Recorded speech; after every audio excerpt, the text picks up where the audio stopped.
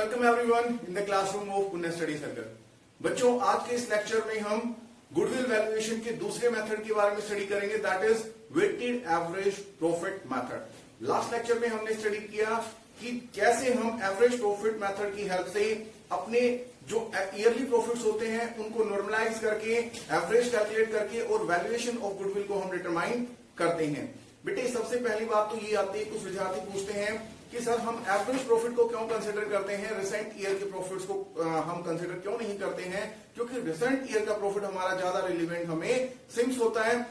बेटे, जो average profits होते हैं over the long period of time when we are counting 3, 4, 5, 6 years, so वहां मैनिपुलेशन का जो इंपैक्ट होता है, डाटा से जो छेड़छाड़ की जाती है, उसका इफेक्ट हमारा न्यूट्रलाइज हो जाता है।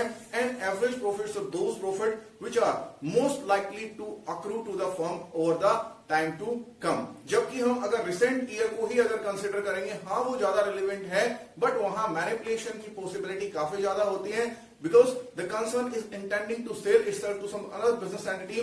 दूसरी बिजनेस एंटिटी को अपने आप को बेचना चाहते हैं, इसलिए जाहिर सी बात है अपनी फाइनेंशियल पोजीशन को स्ट्रॉन्ग दिखाने का प्रयास किया जाएगा, प्रॉफिट्स को इन्फ्लेट किया जाएगा, एसेट्स को कम डेप्रिशिएट किया जाएगा ताकि हमारी स्ट्रॉन्ग फाइनेंशियल पोजीशन दिखे, प्रॉफिटेबिलिटी भी हमारे कंसर्न की बाकी कंसर्न से ज्यादा दिखे। इसीलिए हम एवरेज प्रॉफिट्स को कंसिडर करते हैं against the profit of just recent year. उसके बाद हम उन प्रॉफिट्स को नॉर्मलाइज करते हैं, अबनॉर्मल प्रॉफिट्स को हम सब्सट्रैक्ट करते हैं, अबनॉर्मल लॉसेस को हम ऐड करते हैं, और जो इन्वेस्टमेंट इनकम होती है उसको नॉन ऑपरेटिंग इनकम मानते हुए हम हमारे एनुअल प्रॉफिट्स में से सब्सट्रैक्ट करते हैं, so that we can calculate the normal average profit which can be multiplied by the number of year purchase, that means expected benefit over the time to come, ताकि हम valuation of goodwill को ज्यादा से ज्यादा accurate कर सकें। यहां हमारे पास एक दूसरी अकाउंटिंग प्रॉब्लम है जिसकी हेल्प से हम ये फाइंड आउट करेंगे कि आजकल जो फर्म्स हैं वो एवरेज प्रॉफिट मेथड की जगह ज्यादा से ज्यादा इंपॉर्टेंस देती हैं वेटेड एवरेज प्रॉफिट मेथड को।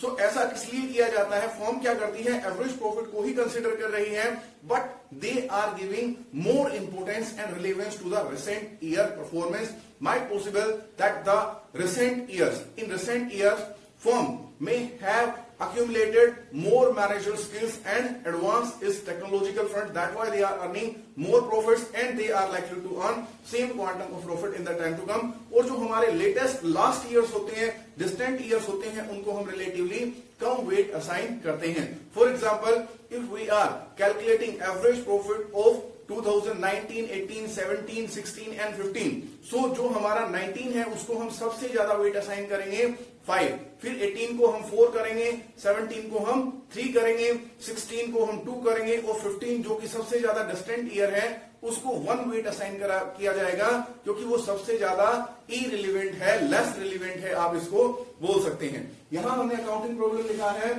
Profit earned by the firm over last 4 year. During the last 4 year firm ने प्रॉफिट अर्न किए हैं 2011 rupees 80,000, 12 rupees 1,50,000, 13 rupees 1 lakh and 2014 rupees 1,50,000।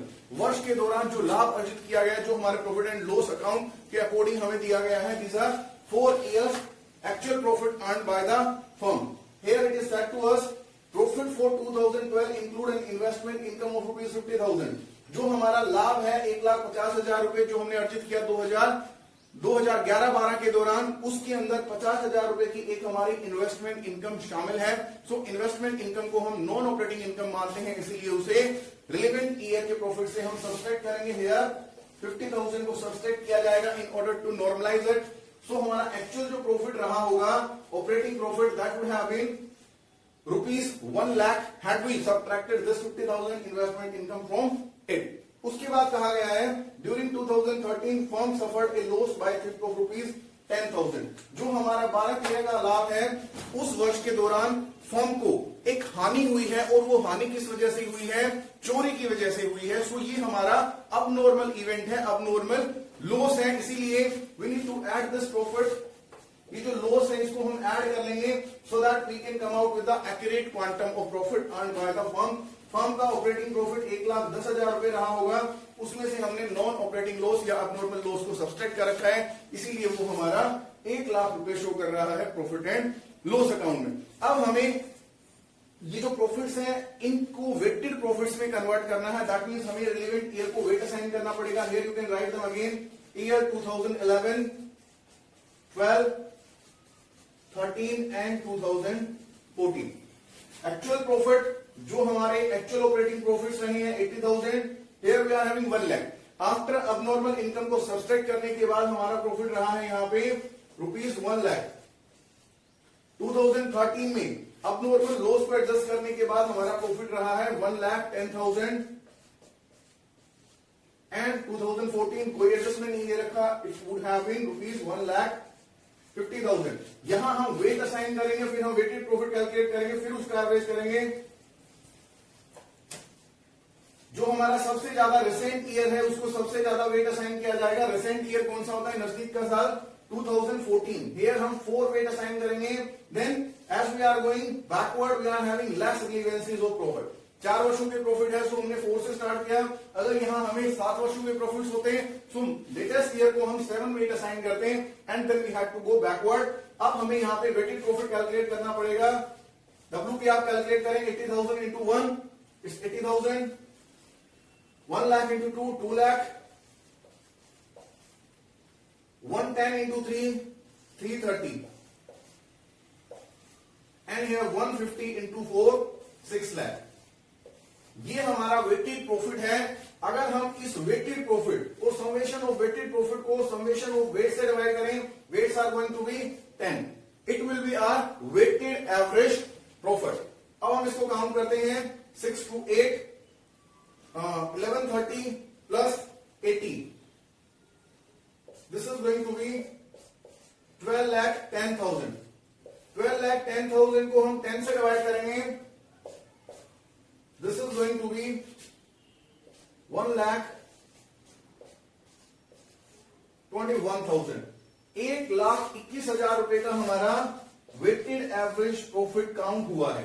अब हमें आगे कहा गया है calculate the value of goodwill on the basis of 3 year purchase of the weighted average profit. अब हमें 3 ईयर परचेज, दैट मीन्स आने वाले 3 वर्षों तक हर वर्ष हमें 1,21,000 रुपए का लाभ प्राप्त है, अक्रूएबल है, अर्न है, गैरडेबल है। सो इसको हम क्या करेंगे? गुडविल कैलकुलेट करने के लिए वही फॉर्मूला अप्लाई करेंगे हम, weighted average profit into number of year purchase.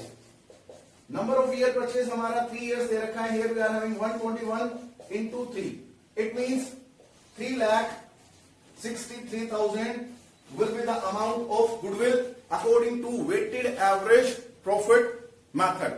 Dear students, our cameraman Mr. Vikas have been asking always to us that why we should not end our lecture by saying Jai Hind, Jai Bharat.